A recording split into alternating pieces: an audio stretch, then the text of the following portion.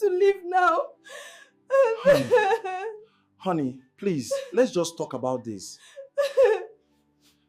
The first contraction hit Sophie Chen like a lightning bolt she couldn't escape. She gripped the hallway wall, gasping for breath. David, please, it's starting. We need to leave now. From the master bedroom, David Ross appeared in the doorway, his designer shirt half-buttoned, phone clutched in his hand. He didn't look concerned. He looked irritated. Right now, he said flatly. Of course it would be now. Please, Sophie begged, doubling over as another wave of pain crashed through her. The hospital. My bag is packed. Just help me to the car. David's expression hardened. Help you? After everything? No. Sophie's world tilted. What do you mean, no? He stepped closer, and his voice turned cruel. You don't get to control me anymore. You don't trap me with your tears and your timing. I'm done with you. Another contraction seized her body. She grabbed the doorframe, sweat breaking across her forehead. I'm in labor, David. I'm not trapping you. I'm having our baby. He laughed bitterly. Our baby. We both know what you wanted. A chain around my neck. A way to keep me tied to your drama. Not happening. Please, she whispered, her voice breaking. Please don't do this. Without warning, David grabbed her hospital bag from beside the door and hurled it down the front steps. It tumbled across the walkway, spilling clothes and baby items onto the pavement. Sophie's breath caught in her throat. Scream all you want, David said, his eyes cold as stone. Die with your baby for all I care. Take your pain somewhere else. You'll never ruin my life again. David, she cried out. You're nothing to me now. He cut her off. Get out. He shoved her, not violently, but firmly enough to make his message unmistakable. Sophie caught herself on the railing, feeling intense pressure radiating through her lower back. The door slammed with such force the windows rattled. Sophie stared at the door, at the spot where her hand had rested 1,000 times before. Another contraction tore through her, and she clutched the railing, biting the inside of her cheek to keep from screaming. A porch light flickered on across the street. Mrs. Patterson stepped out in her bathrobe, peering through the darkness. Is everything all right? She called hesitantly. Sophie forced herself to stand upright. I need a ride to the hospital. The neighbor hesitated, glancing past Sophie toward the house.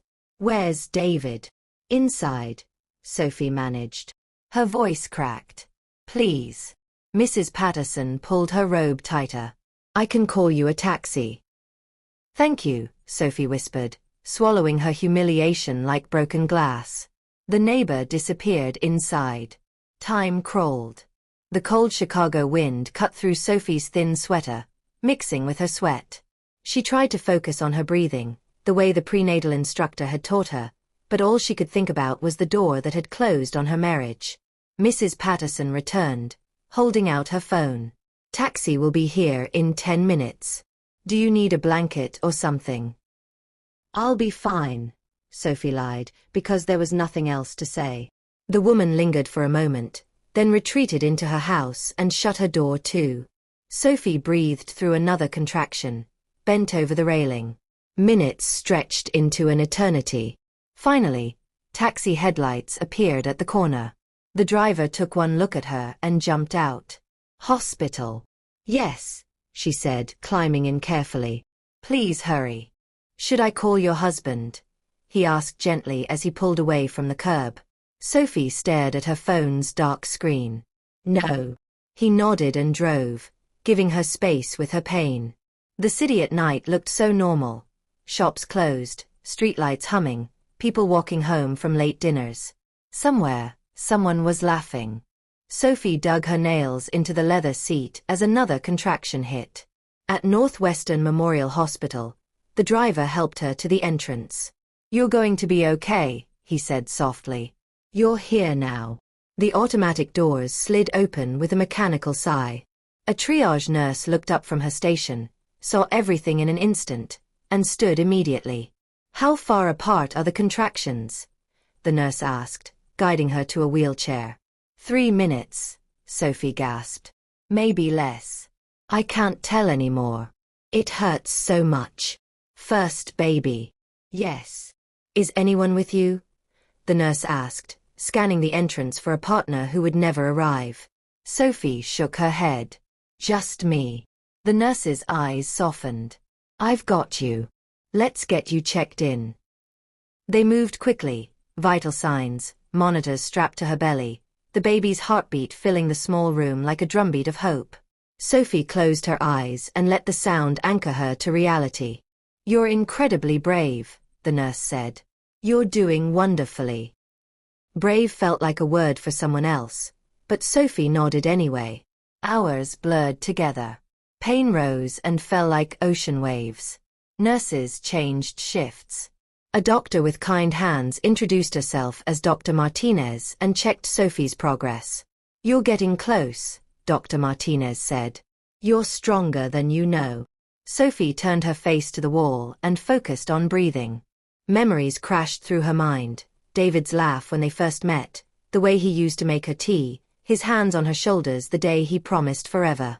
When had everything changed? When had love become a battlefield? Her phone buzzed on the tray beside her. She glanced at the screen. A text from an unknown number. He's with me now. Focus on your little project. Another contraction slammed through her body. She gripped the bed rail and whispered, Please God, please. The nurse touched her shoulder gently. Don't read anything tonight. Let the world wait. Sophie nodded, tears streaming down her face. Across the city, David stood in the gleaming kitchen of his penthouse condo, the one that had stopped feeling like home weeks ago. Jessica Lane leaned against the granite counter, her hair perfect even at 2 in the morning. Is she gone? Jessica asked. Finally, David said, opening a bottle of wine. She'll be fine. She's always been dramatic. Jessica raised an eyebrow. You pushed your pregnant wife out of the house while she was in labor. That's not dramatic, David. That's brutal. She's not my wife, David corrected. Not for much longer. She's been a liability for the past year. Mood swings, tears, constant accusations. You've seen it yourself. Jessica sipped her wine slowly, watching him carefully. I saw you texting other women while she slept. He shrugged. She was sleeping. I was awake. Of course, Jessica murmured, filing that information away for later. David moved closer and kissed her, trying to prove something to himself. She allowed it, then pulled back, her eyes bright with calculation. When do we go public? She asked. Photos, announcement, the whole thing. I want people to see. Soon, David said. After the divorce is handled. Handled how? Her mother is on my side, David said confidently. Margaret understands the value of stability. She'll tell everyone Sophie was unstable. It won't be hard. Sophie once cried in the grocery store because they were out of organic blueberries. People remember things like that. Jessica laughed. Poor Sophie. Poor me, David corrected. I've had no peace for months. Back at the hospital, hours dissolved into one another. Sophie's world narrowed to the rhythm of breathing, the nurse's steady voice, the doctor's experienced hands, and the relentless ticking of the clock. She asked for pain relief when the agony became unbearable. They gave her an epidural. It took the edge off the fire, but not the work. Between contractions, her mind wandered to the names she'd loved since childhood, the ones she'd whispered to herself in the old house in San Francisco where she grew up, when the world felt safe and simple. But then her mother's voice cut through the memory like a blade. Sophie, you dramatize everything. It wasn't that bad. Girls like you need to learn to be quiet. The door opened. Sophie expected another nurse. Instead, Margaret Chen walked in. Sophie's stomach dropped. I asked you to leave. Margaret kept her distance, her designer purse clutched tight. Sophie, she said, her tone flat. You look exhausted. I'm in labor, Sophie said. Margaret sat on the visitor's chair as though it might stain her clothes. I heard. David called me. Sophie flinched. He called you. He's worried about you, Margaret said carefully. He told me how difficult you've been. I begged him for a ride to the hospital, Sophie said, her voice trembling. He threw me out. Margaret's mouth tightened. He said you were screaming. You frighten people with your emotions, Sophie. You always have. Mom. We need to discuss what's best for the baby, Margaret interrupted, glancing at the nurse as if hoping for support. David is stable. He has a good career as a real estate developer, a beautiful home. You don't even have a plan. Maybe we should discuss temporary custody, just until you're settled. The nurse moved closer to Sophie's bedside, her hand resting protectively on the bed rail. Sophie's lips trembled. You're taking his side. I'm taking the baby's side, Margaret said coldly. Look at you, alone in a public hospital. You could have planned better.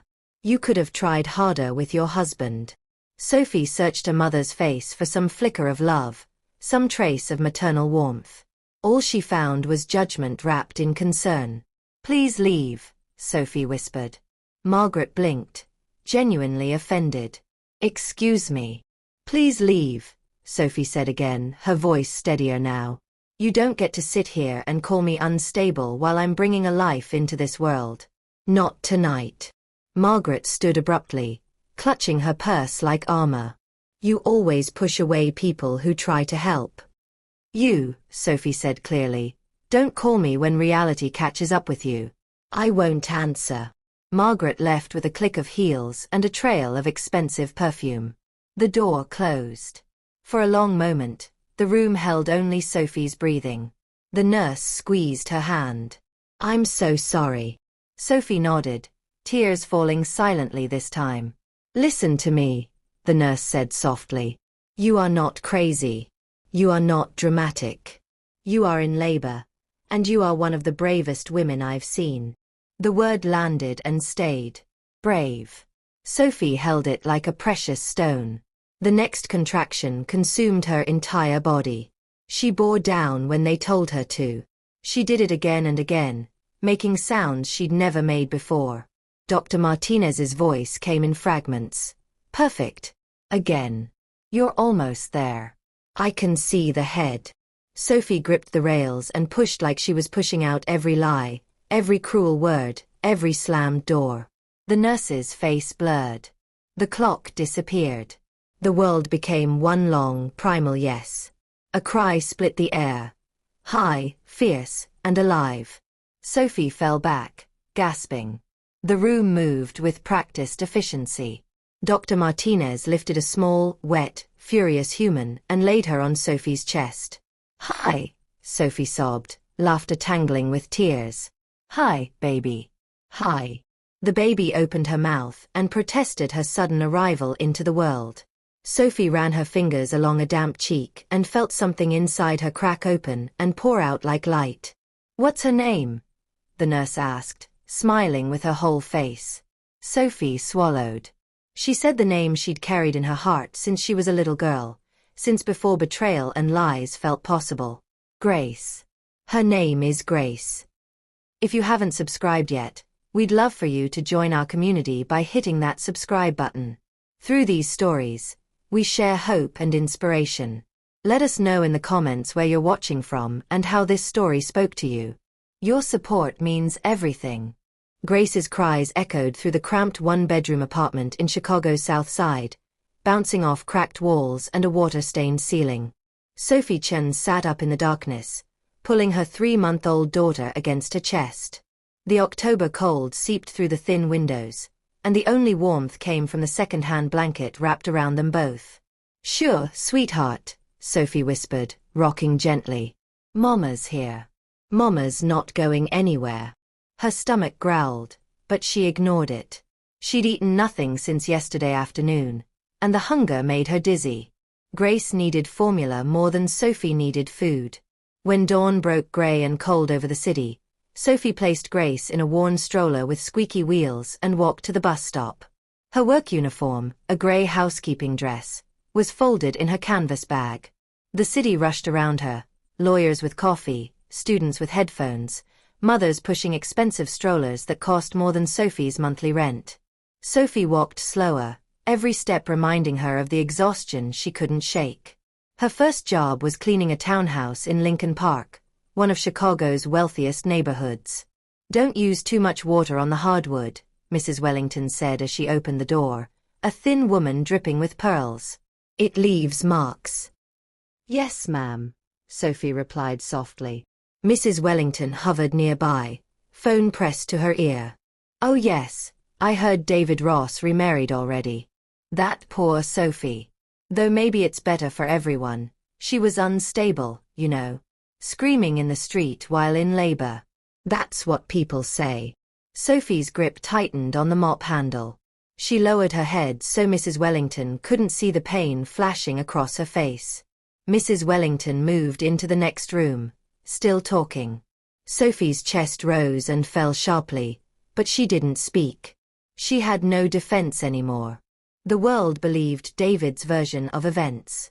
At night, Sophie worked as a server at Lou's Diner, a 24-hour restaurant near the university. She smiled through aching feet and carried trays heavier than her tired arms wanted to bear. Grace slept in their neighbor Rose's apartment, safe but far from Sophie's reach. One Thursday evening, two women Sophie recognized from her old neighborhood slid into a corner booth. "Is that Sophie Chen?" one whispered loudly. "Yeah, look at her now. Waiting tables. David really upgraded, didn't he? Jessica is absolutely stunning. Did you see their wedding photos?" Sophie placed their plates down with steady hands, though her face burned with humiliation. "She looks bitter," the other whispered as Sophie walked away. "Pathetic." Sophie gripped the counter behind the register until her knuckles turned white. She wanted to scream, to tell them the truth. But she kept moving, kept smiling, kept working. Meanwhile, David and Jessica lived like royalty in a penthouse overlooking Lake Michigan. Their wedding had been the social event of the season. White orchids cascading from crystal chandeliers, a 7-tier cake, Jessica's diamond ring flashing in every photograph. "Finally found the love I deserve," David posted on social media, accompanied by professional wedding photos. "Starting our forever in the home we built together," Jessica captioned her post. But Sophie knew that home. Every piece of furniture, every paint color, every detail had been chosen by her own hands. The roses blooming in the rooftop garden, she'd planted those 3 years ago. Sophie's phone buzzed with notifications. She read the comments even when she told herself not to. She looks so much happier than Sophie ever did. David deserves peace after what he went through. Jessica is a real wife, not like that unstable ex. Sophie closed the app, her hands shaking. The lies traveled faster than she could ever stop them. At the grocery store, they say Sophie threw things at him. Poor man had no choice. At the laundromat, she still calls him, I heard. Pathetic, isn't it? Sophie clenched her jaw, folding Grace's tiny clothes silently. Even her mother, Margaret, repeated the lies. One afternoon, Sophie tried calling her. "Mom, can you watch Grace for a few hours? I have a double shift." Margaret sighed heavily. "Sophie, I can't keep rescuing you. David told me how unstable you've been. You frighten people with your behavior. Maybe if you'd been calmer." Sophie's voice broke. "You believe him?" "I believe what I see," Margaret said coldly. "And what I see is a daughter who made her bed and now has to lie in it." The call ended abruptly. Sophie sat in silence, Grace gurgling happily on the blanket beside her, too young to understand the cruelty of words. Jessica made sure to fuel the rumors. At brunch with her colleagues from the marketing firm, she leaned back with a practiced smirk. "Sophie keeps calling David, begging him to come back. Can you imagine?" Gasps circled the table. "She's pathetic," Jessica laughed. "Like a jealous ghost haunting us. It's embarrassing." One friend nodded enthusiastically. "You're so patient." I couldn't deal with an ex like that. David chuckled but said nothing. Jessica noticed his silence but told herself it didn't matter. He was hers now. One night, exhausted after putting Grace to sleep, Sophie pulled a locked wooden chest from beneath her bed. It was old, scratched, with iron hinges that creaked when opened. Inside were papers her late father had left her, letters, certificates, and a sealed envelope with her name written in his careful handwriting. Sophie unfolded the trust document again, her eyes tracing the numbers she already knew by heart. $20 million. Locked away, protected, legally hers once she claimed it. She touched the paper as though it were alive. The world thought she was poor. They mocked her. Even her mother treated her like a burden. But she held a secret no one knew. Sophie stroked the edge of the papers, then kissed Grace's forehead. Not yet, she whispered to the darkness. They'll never see it coming. She closed the chest and slid it back under the bed. Across town, Jessica began noticing cracks in David's polished facade. She came home early one afternoon, her heels clicking against the marble floor. Female laughter drifted from the living room. She stepped inside and froze. David sat on the white leather couch, leaning close to a blonde woman in a tight dress. His hand brushed her arm casually. "So, dinner tonight," he murmured. The woman giggled. "You're terrible." Jessica cleared her throat sharply. The air snapped cold. "Jessica," David said smoothly, standing up quickly. "This is a business contact." The blonde grabbed her designer purse. "I should go." When the door shut, Jessica crossed her arms. "Business?" "Yes," David said flatly. "An important client. Don't make a scene." She was touching your arm. "You're imagining things," David said, rolling his eyes. "You're being paranoid." Jessica's chest burned. She forced a laugh, though her nails dug into her palms. "Fine. Business." She walked upstairs, her smile fading the second she closed the bedroom door. For the first time, she wondered if Sophie had been telling the truth all along. Back in her small apartment, Sophie fought to survive. She cleaned office buildings at dawn, waited tables in the evening, and did freelance graphic design work late into the night by the dim glow of her laptop. Her fingers cramped from hours at the keyboard, but she kept working. One night, Rosa knocked on her door. "Sophie, people are talking again," she said gently. "They say you're unstable, bitter, that you want to ruin David's new life." Sophie smiled faintly.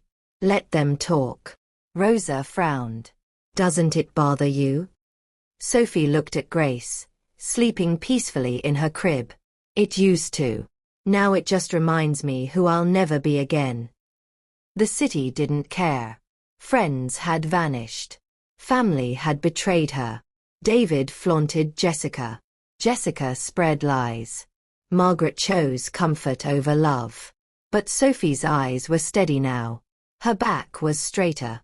Every whisper of pathetic only added fuel to the quiet fire growing in her chest.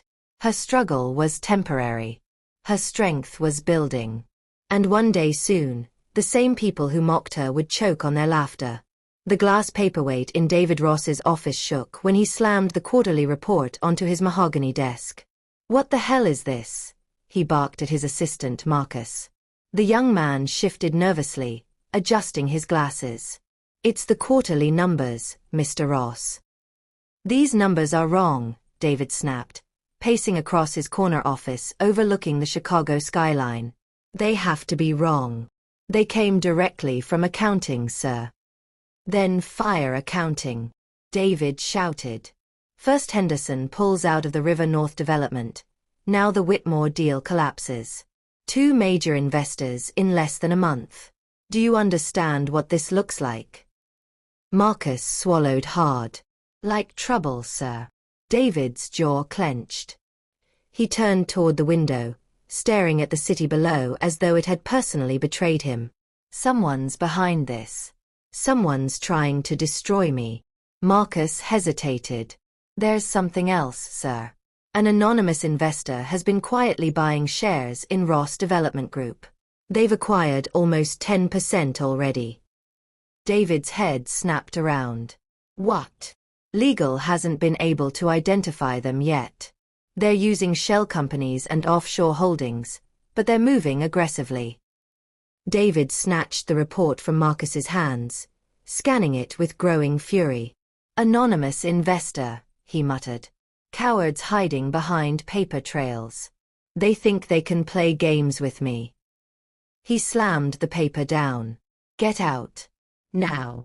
Marcus scrambled away, leaving David alone with his rage. At home that evening, Jessica found David pouring whiskey at 6 o'clock, his tie loose, hair disheveled. Another bad day? She asked, setting down her designer handbag. David glared. They're circling me like vultures. Who? Everyone. Investors are whispering, partners are pulling out, and some bastard is buying up shares behind my back. Jessica leaned against the kitchen island. Maybe it's just business. The market fluctuates. David slammed his glass down. Don't patronize me, Jessica. This isn't random fluctuation. Someone is specifically targeting me. She raised her hands defensively. I'm just saying. No, you're implying I'm paranoid, he growled. But I know what I built, and I know when someone's trying to tear it down. Jessica studied him carefully, her lips curving into a smile he didn't notice. And what if they succeed? What if they're smarter than you? David's head snapped up. What did you say? Nothing, she said smoothly. Just relax. But when she turned away, her smile sharpened. That night, Jessica met Charles Whitmore in a quiet bar on the north side, one of David's rivals in the real estate world. You shouldn't be seen here, Charles said, swirling his bourbon. Then don't look so pleased, Jessica murmured, sliding into the leather booth across from him. What do you want, Mrs. Ross? Insurance, she said simply. David's slipping. His arrogance is finally catching up with him. I don't plan to sink with his ship. Charles raised an eyebrow. And what are you offering? Information, Jessica whispered, leaning closer. Names of investors, upcoming deals, things he doesn't even share with his board yet. Charles studied her carefully. Why betray him? Jessica's smile turned cold. Because he's already betraying me. Men like David don't stay faithful to anyone but themselves. I'm just getting ahead of the inevitable. I like you, Charles said, raising his glass. Send me something useful, and I'll make sure you have a place when everything collapses. Jessica clinked her glass against his. Deal.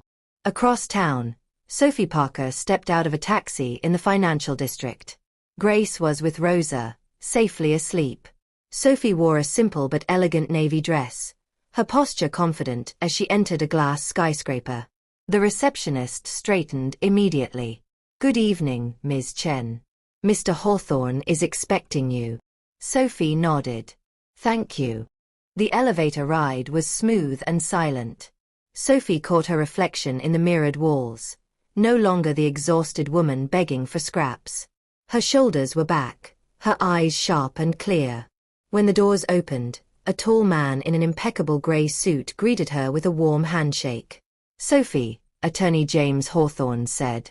Always a pleasure. Thank you, Mr. Hawthorne. He guided her into his office, a room lined with law books and quiet power. You've been remarkably patient, he said, opening a leather-bound file. The trust your father established remains completely intact. $20 million. Every cent protected. Sophie looked out at the glittering city below. And legally, there's nothing David can touch. Nothing, Hawthorne confirmed. Your father was extraordinarily thorough. He anticipated men like David Ross. This money is yours alone, protected by ironclad legal structures. Sophie let the words settle, her heartbeat steady and strong. Then it's time. Let's begin. Hawthorne smiled. As you wish, Ms. Chen. For the first time in months, someone spoke her name with genuine respect. Back in her apartment, Sophie tucked Grace into her crib. The wooden chest still sat beneath the bed, but now its weight felt different, not just a secret, but a weapon. She sat beside her sleeping daughter and whispered, "We're not just surviving anymore, sweetheart. We're building. And one day, you'll see the life we truly deserve." Grace stirred, her tiny hand curling around Sophie's finger. Sophie's eyes glistened, but her smile held firm. Margaret noticed the change immediately. Her daughter no longer looked broken or desperate. Sophie stood straighter. Her clothes, though simple, were cleaner and better fitted. There was a calm confidence in her eyes that unsettled Margaret deeply. One November afternoon, Margaret showed up unannounced at Sophie's apartment. Sophie opened the door slowly, frowning. "Mom." Margaret walked in without waiting for an invitation, her expensive heels clicking on the worn floor. "You've been busy," she said, surveying the tidy space. "Where's all this coming from?" Sophie crossed her arms. "Work. Discipline. Responsibility." "Don't lie to me," Margaret said sharply.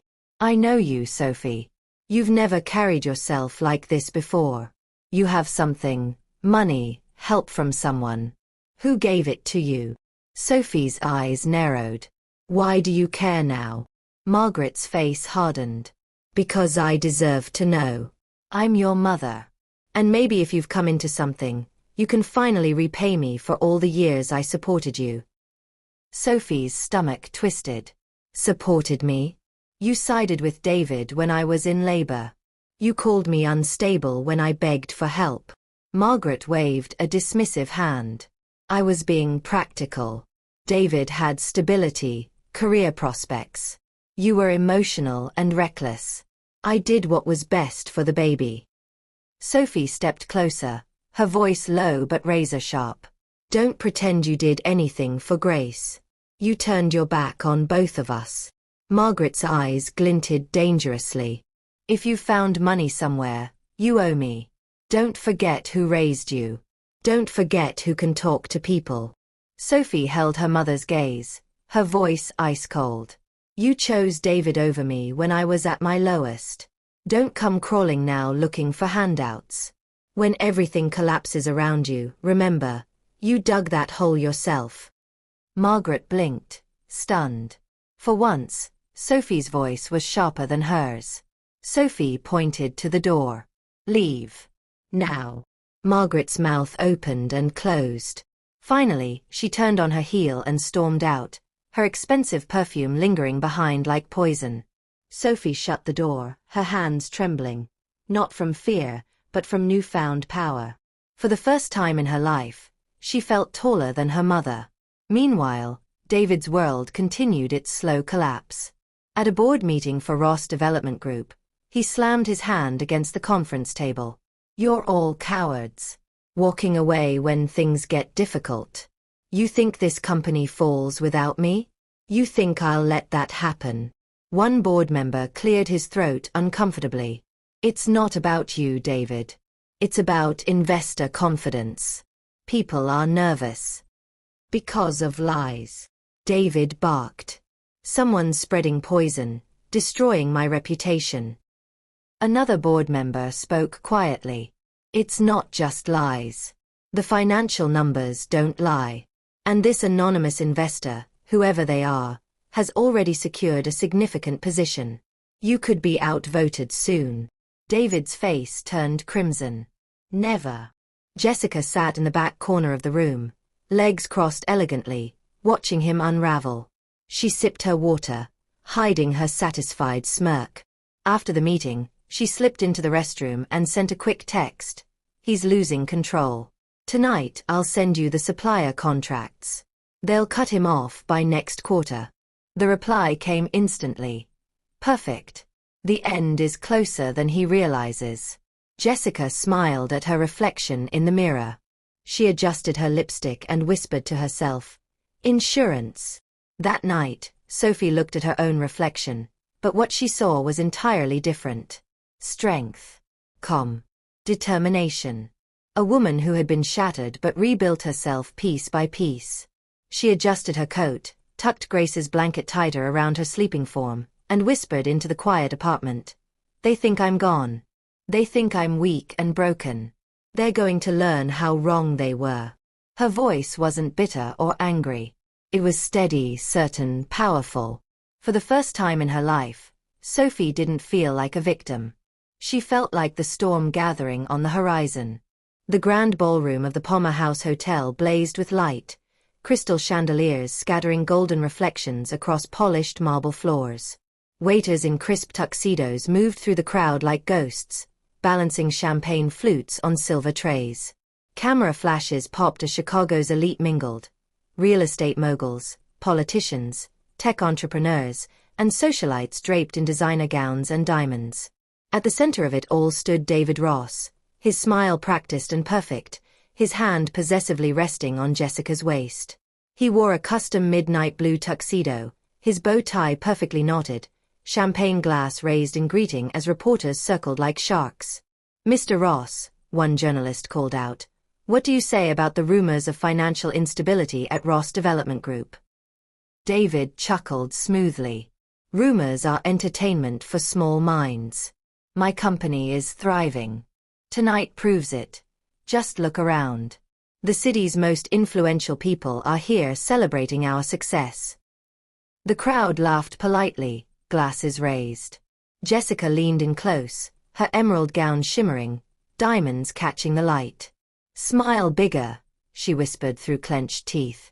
"They can smell weakness." "I'm not weak," David muttered, though his hand trembled slightly on the glass. "Good," Jessica purred, positioning herself for another photo. "Then act like it." Flash. Flash. Flash.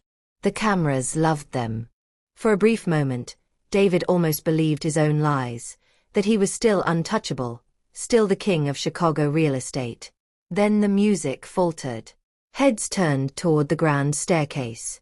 A hush spread through the ballroom like ripples in water. And there she was. Sophie Chen descended the marble stairs slowly, deliberately, each step measured and graceful. Her gown shimmered like liquid silver under the chandeliers, her dark hair swept up elegantly, her expression serene and regal. She wasn't the broken woman abandoned in the night anymore. She looked like royalty reclaiming her throne. The crowd gasped audibly. "Is that Sophie Chen? She looks incredible. Didn't David leave her while she was in labor? Oh my God, yes. This is going to be interesting." David's champagne glass slipped in his hand, wine sloshing dangerously close to the rim. "What the hell is she doing here?" he hissed to Jessica. Jessica stiffened, her jaw tight. "Ignore her." But no one else could. Sophie walked directly into the center of the ballroom, and the spotlight seemed to follow her naturally. She raised her chin and spoke, her voice calm but commanding enough to carry across the vast space. "Good evening." The chatter died instantly.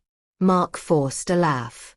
"Sophie, I didn't realize they were letting just anyone in tonight." A few uncomfortable chuckles rippled through the crowd. Jessica smirked. "Crashing parties now? That's a new low."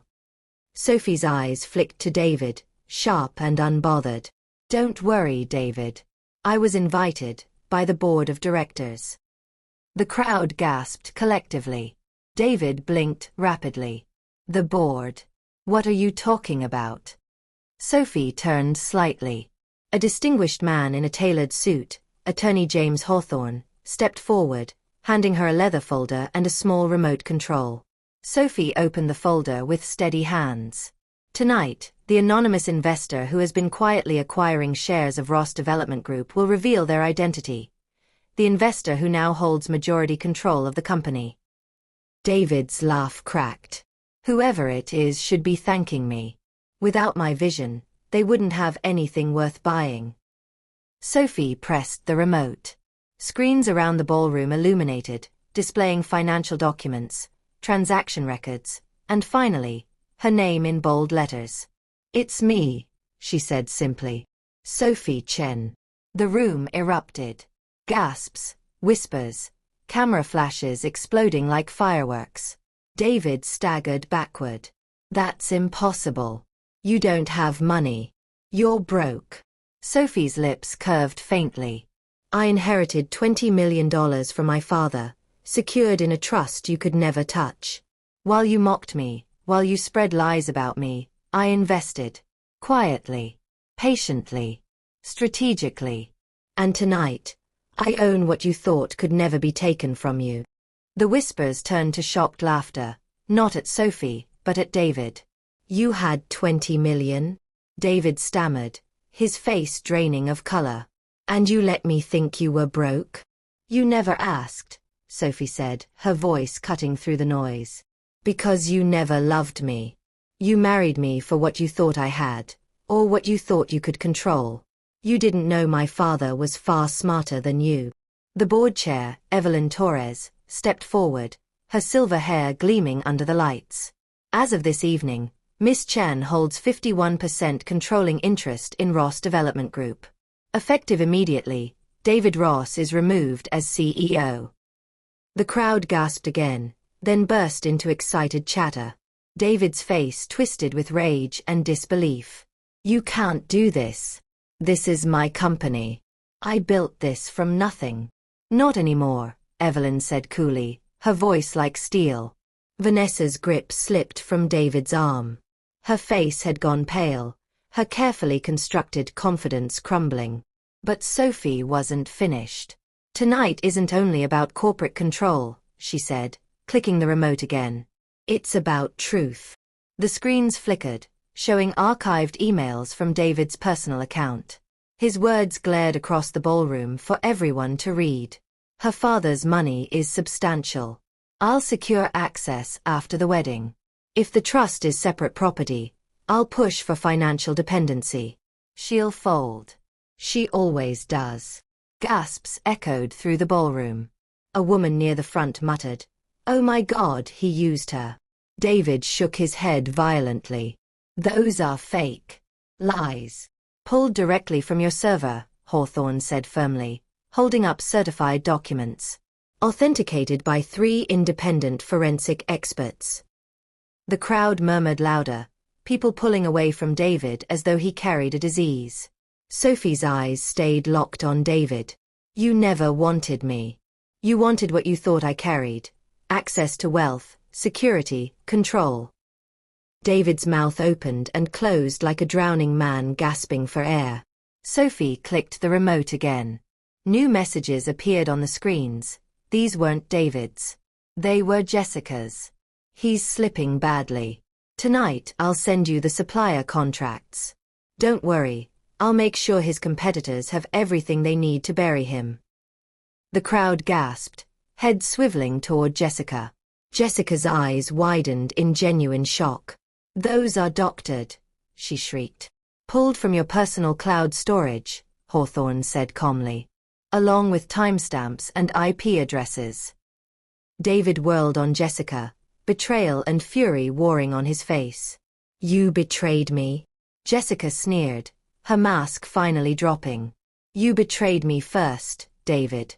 You've never been faithful to anyone. Not Sophie, not me. I just learned faster than she did. Gasps rippled through the crowd. Someone laughed sharply.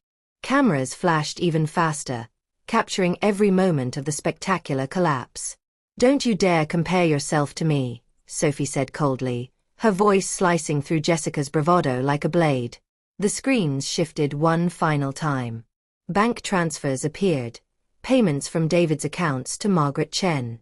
Jewelry purchases. Legal consultation fees. Notes in David's handwriting. Thank you for your testimony. The baby will be better off with stable parents. You're doing the right thing. Sophie's voice didn't waver. My own mother accepted money to testify against me in court. To call me unstable. To support taking my child away. While I fought alone for my daughter, my own mother sold me out. The crowd gasped, horrified. Heads turned toward Margaret, who stood frozen near the back of the ballroom, her designer dress suddenly looking like costume jewelry under the harsh spotlight of truth. Sophie, please, Margaret stammered, taking a hesitant step forward. You chose him over me when I begged for help, Sophie said, her voice low but carrying absolute authority. Don't speak now. Your silence would be more honest. Margaret's face crumpled. She tried to push through the crowd, but people pulled back from her as though she were radioactive. The room buzzed with scandal, with judgment, with the delicious horror of watching the powerful fall.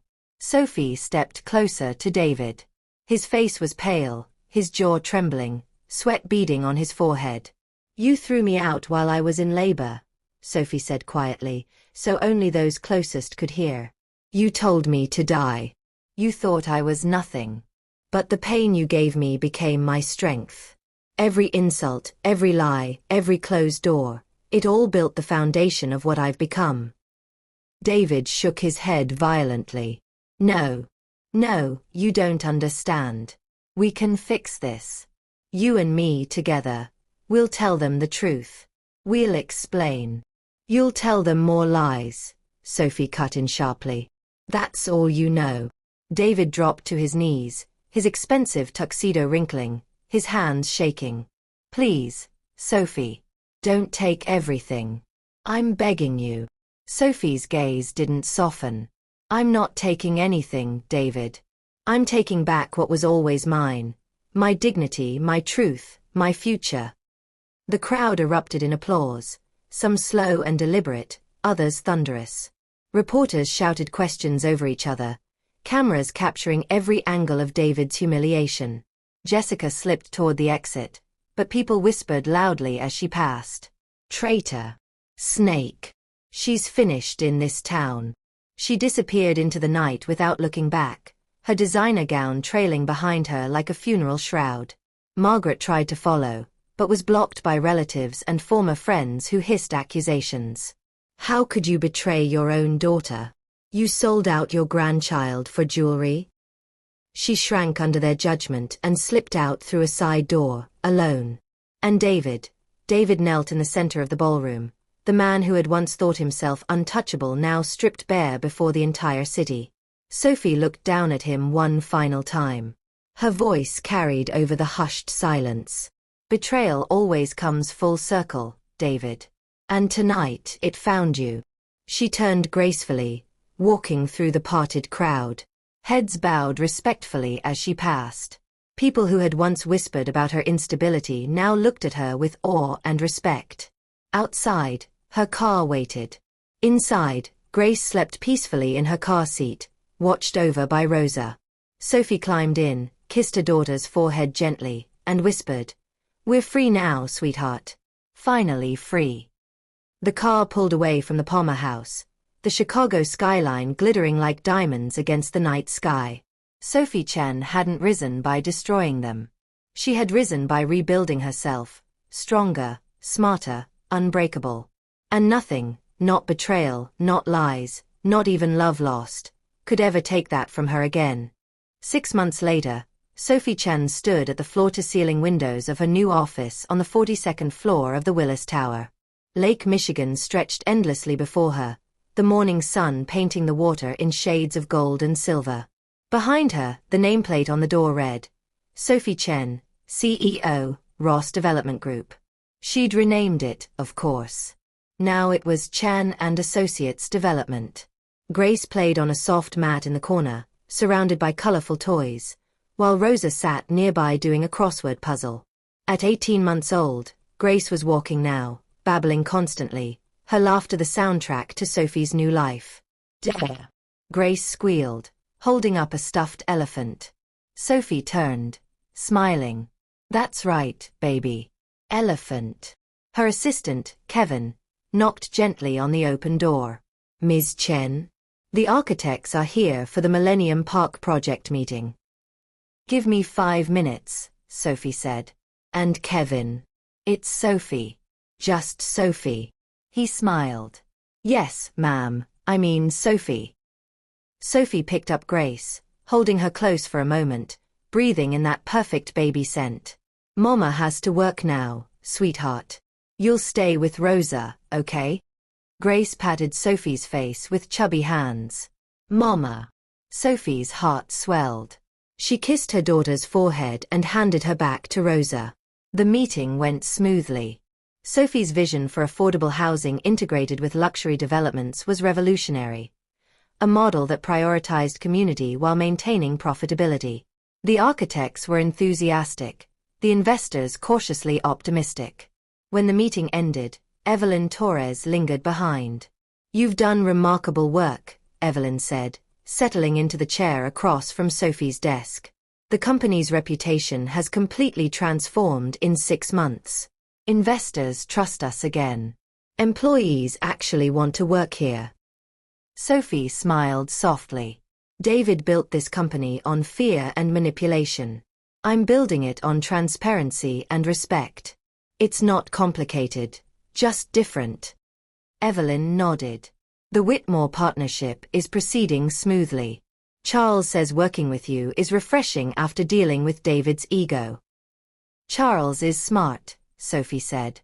"He recognized a sinking ship and jumped off before it went under." "Speaking of sinking ships," Evelyn said carefully, "have you heard about David?" Sophie's expression remained neutral. "I make it a policy not to follow the lives of people who don't matter to me anymore." Evelyn smiled. "Fair enough. But since I'm a terrible gossip, I'll tell you anyway. He declared bankruptcy last month. The penthouse is in foreclosure. Jessica left him for a tech entrepreneur 3 months ago. She's already engaged again." Sophie felt nothing, no satisfaction, no vindication, just a quiet indifference. "I hope he finds peace eventually. But that's his journey, not mine." "You're remarkably gracious," Evelyn observed. "I'm free," Sophie corrected. "There's a difference." That afternoon, Sophie received an unexpected visitor. Margaret Chen appeared in the reception area, looking smaller somehow, her expensive clothes hanging differently on her frame. She'd aged visibly, new lines around her eyes, gray showing at her temples. Kevin buzzed the intercom. "Ms. Chen? Your mother is here. Should I send her in?" Sophie said quietly. Margaret entered hesitantly, clutching her purse like a shield. "Sophie. Mom." Sophie didn't stand, didn't smile. "What do you need?" Margaret's eyes darted around the luxurious office, taking in the success her daughter had achieved without her. I needed to talk to you. About apologizing." Margaret's voice cracked. "I was wrong. About David, about everything. I should have protected you. I should have been your mother." Sophie leaned back in her chair, studying the woman who'd given birth to her but had never truly seen her. "You should have been a lot of things." "I know," Margaret whispered. "I've lost everything, Sophie. My friends won't speak to me. The women at the club blacklisted me. Your aunt refuses to return my calls." "Consequences," Sophie said simply. "I was hoping." Margaret trailed off, then tried again. "I was hoping you might forgive me. That maybe I could see grace sometimes. Be a grandmother." Sophie was quiet for a long moment, watching her mother squirm. "I've thought about this conversation many times," Sophie finally said. "What I'd say when you came crawling back. And I knew you would eventually. I imagined making you beg. Making you feel even a fraction of the pain you caused me." Margaret's eyes glistened with tears. "But here's what I've learned," Sophie continued, her voice steady. "Holding on to anger is like drinking poison and expecting the other person to die. I won't do that to myself or to Grace." Hope flickered across Margaret's face. "However," Sophie said, her tone hardening, "forgiveness doesn't mean reconciliation. I forgive you because I refuse to carry your weight anymore. But trust. Access to my daughter. A relationship. You destroyed those privileges, Mom. And some things, once broken, can't be repaired." Margaret's face crumpled. "Sophie, please. You can leave now," Sophie said gently but firmly. "I genuinely hope you find peace and learn to be better. But you'll do that without me." Margaret stood on shaking legs, tears streaming down her face. "I'm so sorry." "I know you are," Sophie said. "Goodbye, Mom." Margaret left, her shoulders hunched, her expensive heels clicking softly against the marble floor. The door closed behind her with a quiet finality. Sophie exhaled slowly, feeling lighter somehow. Grace babbled from her corner, oblivious to the weight of the moment. That evening, Sophie took Grace to Lincoln Park. The autumn air was crisp, leaves crunching under the stroller wheels. They stopped at the pond, watching ducks glide across the water. A text buzzed on Sophie's phone. She glanced at it, from Attorney Hawthorne. David's legal team reached out again. They're requesting a meeting. Should I decline? Sophie typed back. Yes. I have nothing to say to him. Forward any legitimate business matters only. She pocketed her phone and focused on Grace, who was pointing excitedly at the ducks. Duck. Duck. Grace squealed. That's right, baby. Ducks. A woman pushing a stroller stopped nearby, smiling. How old? 18 months, Sophie replied. She's beautiful. Is it just you two? Just us, Sophie said, smiling. And that's perfect. The woman nodded knowingly and moved on. Sophie lifted Grace from the stroller, holding her close as they watched the sunset paint the sky in shades of pink and orange. The city hummed around them, alive, indifferent, full of possibility. You know what, Grace? Sophie whispered. I used to think I needed someone to complete me. Your father, my mother, anyone. But I was wrong. We complete each other. You and me. That's our family. Grace rested her head on Sophie's shoulder, her tiny hand clutching Sophie's collar. 3 months later, Chen and Associates Development unveiled its flagship project, Grace Commons, a mixed-income residential development that would provide affordable housing for working families alongside market-rate condominiums, all designed around a community center with free childcare, job training, and healthcare services. The press conference was packed. Reporters filled the front rows, cameras rolling, questions flying. Ms. Chen, what inspired this project? Sophie smiled, Grace sitting on her hip. I know what it's like to struggle. To work 3 jobs and still not have enough. To feel invisible while the city built luxury towers you could never afford. Grace Commons is named after my daughter, but it's for every parent who's fought to give their child a better life. The room erupted in applause. Later that evening, Sophie stood on the rooftop terrace of her new townhouse in Lincoln Park. Modest by Chicago standards, but hers. Truly hers. Paid for with her inheritance, filled with furniture she'd chosen, decorated with photographs of Grace. Rosa had gone home for the night. Grace slept peacefully in her crib, her breathing soft and steady through the baby monitor. Sophie poured herself a glass of wine and looked out over the city. Somewhere out there, David was probably bitter, broken, blaming everyone but himself. Jessica was probably planning her next wedding, her next calculated move. Margaret was probably alone, drowning in regret. But Sophie didn't think about them for long. She thought about the families who would move into Grace Commons next spring. She thought about the second development project already in planning.